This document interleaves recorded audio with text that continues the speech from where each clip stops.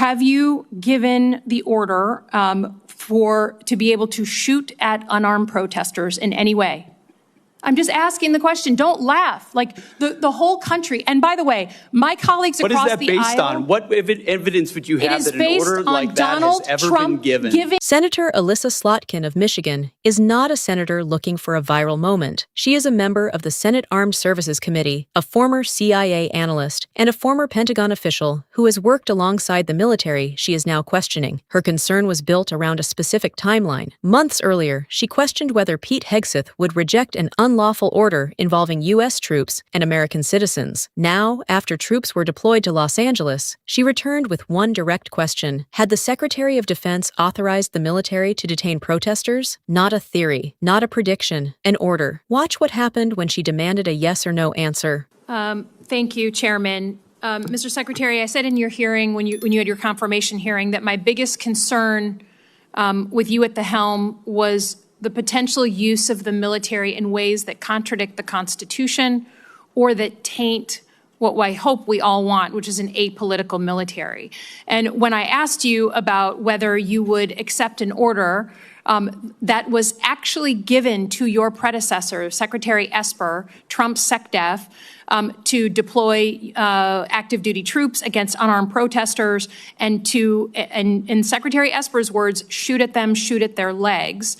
You said this was all theoretical. Here we are, a few months later, you've deployed 4,700 troops to Los Angeles and against the wishes of the governor. And my colleague across the aisle was right. It is the first time since 1965 that we have deployed Guard troops without the permission of the governor. In all the instances he laid out, the president had sent in the military to protect protesters, not against the protesters. So you may dismiss it, but I feel like this is a fundamental issue of American democracy. If you love your country and you want an apolitical military, then it should be the last resort, not the first resort in our country to use them.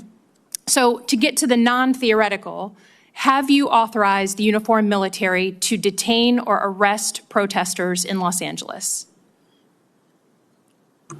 Senator, I would just start by saying you're not a protester if you're throwing concrete 100%. at law Arrest those enforcement people. officers. Throw them in the jail. 100%.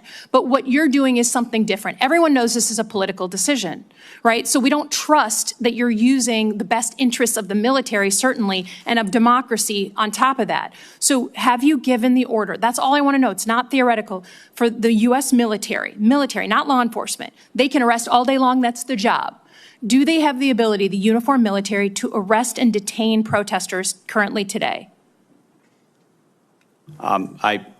It's a yes or no thing. Authority. It's sort of amusing the extent to which the speculation is out there. These troops are given very clear orders. Then what is the order? Then list it out for us. Be a man. List it out. Did you authorize them to detain or arrest? That is a fundamental issue of democracy. I'm not trying to be a snot here. I'm just trying to get the actual. Did you authorize them to do that? All of these orders and what they're sent there to do are public. They are there so say it. So say it. Yes or no. I'd like to. Please, yes or no? As I've said time and time again through interruption, they're there to protect law enforcement, do they have ICE the ability officers to arrest? who are trying to do their job, deporting illegals who were allowed in by the previous administration. So they cannot arrest and detain citizens of the United States, the uniformed military. As we've stated, if necessary, in their own self-defense, they could temporarily detain and hand over to ICE. But there's no arresting going on. And you know this better than you're trying to play political games. There's no arresting of U.S. personnel. Of the U.S. military against members of the protest. Have you authorized U.S. military cyber tools to investigate people participating in these protests? Yes or no? Certainly in no way that I'd be aware of. Okay, that's good. I love that answer. That's great.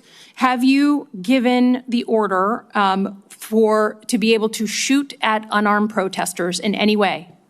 I'm just asking the question. Don't laugh. Like the whole country. And by the way, my colleagues across the aisle. What is that based on? What evidence would you have that an order like that has ever been given? It is based on Donald Trump giving that order to your predecessor, to a Republican Secretary of Defense, who I give a lot of credit to because he didn't accept the order. He had more guts and balls than you because he said, I'm not going to send in the uniformed military to do something that I know in my gut isn't right. He was asked to shoot at their legs. He wrote that in his book. That's not hearsay.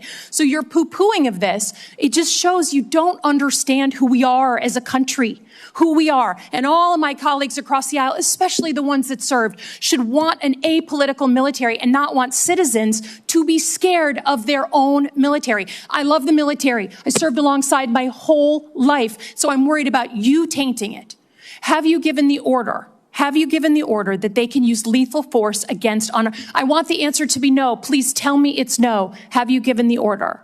Senator, I'd be careful what you read in books and believing it, except for the Bible. Oh, my God.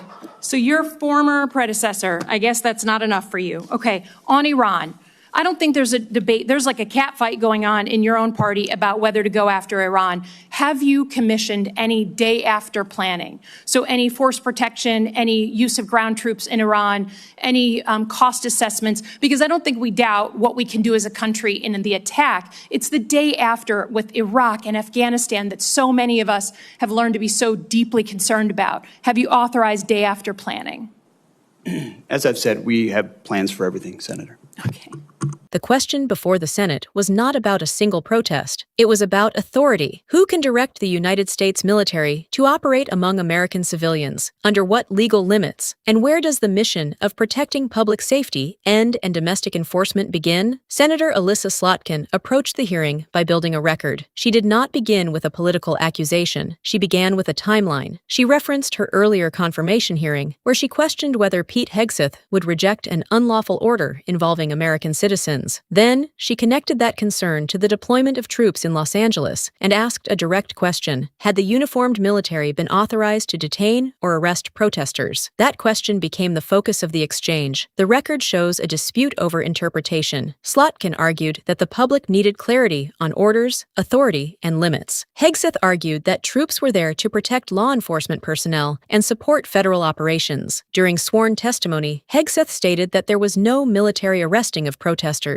But he also testified that, if necessary in self-defense, troops could temporarily detain individuals and hand them over to ICE. That statement became part of the permanent record. The issue was not only what officials said publicly, it was what instructions existed behind the deployment. The files, operational guidance, and chain of command matter. A court order can define legal boundaries. A settlement can resolve a dispute. Redactions can hide portions of a document. But government power is ultimately measured through accountability. What was authorized? Who approved it? And what rules governed the action? Hegseth's response explained the administration's justification, but it did not fully answer the specific questions Slotkin repeated throughout the hearing. Did the secretary personally authorize the military to detain protesters? The response addressed the mission. It did not completely resolve the question of authority. That unresolved gap is why this exchange matters. The larger conflict is not simply between a senator and one secretary. A democracy depends on a military that is powerful enough to defend the country, but restrained enough to remain separate from ordinary political conflicts inside it. The concern raised in this hearing is whether those boundaries remain clear when emergency powers, protests, and federal enforcement actions collide. The permanent record will preserve the words spoken under oath, but history will judge the decisions behind those words, because public trust is not built by power alone. It is built by knowing who used that power, why they used it, and whether the limits were respected.